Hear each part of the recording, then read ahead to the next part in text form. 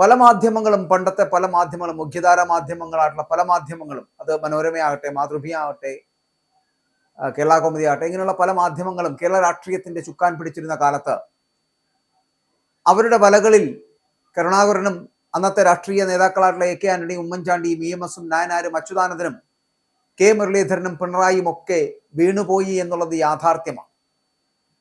എന്നാൽ ഇന്നും അത്തരത്തിൽ അവർ അമ്പുകൾ തൊടുക്കുന്നുണ്ട് മാധ്യമങ്ങൾ. പക്ഷേ ഏൽക്കുന്നത് അവർക്ക് തന്നെയാണ് എന്ന് മാത്രം. അതായത് പണ്ടേ പോലെ അങ്ങോട്ട് ഏൽക്കുന്നില്ല എന്നർത്ഥം. കേരള രാഷ്ട്രീയത്തിന്റെ അജണ്ടകൾ തീരുമാനിച്ചിരുന്നത് മാധ്യമങ്ങളായിരുന്ന ഒരു കാലഘട്ടം ഉണ്ടായിരുന്നു. അത് ഞാൻ ഈ പറഞ്ഞ മുഖ്യധാര മാധ്യമങ്ങളായിട്ടുള്ള മലയാള മനോരമയാണെങ്കിലും മാതൃഭൂമിയാണെങ്കിലും കേരള കൗമുദി ആണെങ്കിലും അങ്ങനെയുള്ള പത്രങ്ങളിൽ മാത്രം നിറഞ്ഞു നിന്നിരുന്ന ഒരു മാധ്യമ സംസ്കാരത്തിലൂടെയായിരുന്നു നമ്മൾ മുന്നോട്ട് പോയിക്കൊണ്ടിരുന്നത്. അങ്ങനെയാണ് കേരള രാഷ്ട്രീയത്തിന്റെ ചുക്കാൻ പിടിച്ചിരുന്ന ആ ഒരു കാലഘട്ടവും. അപ്പോൾ ആ കാലങ്ങളിലൊക്കെ കരുണാകരനും എ കെ ആന്റണിയും ഉമ്മൻചാണ്ടിയും EMS-ഉം നായനാരും അച്യുതാനന്ദനും കെ മുരളീധരനും പിണറായിയും ഒക്കെ അവർ വിരിച്ച വലകളിൽ വളരെ കൃത്യമായി വീണുപോയിരുന്ന ഒരു കാലഘട്ടമായിരുന്നു എന്നുള്ളതാണ്.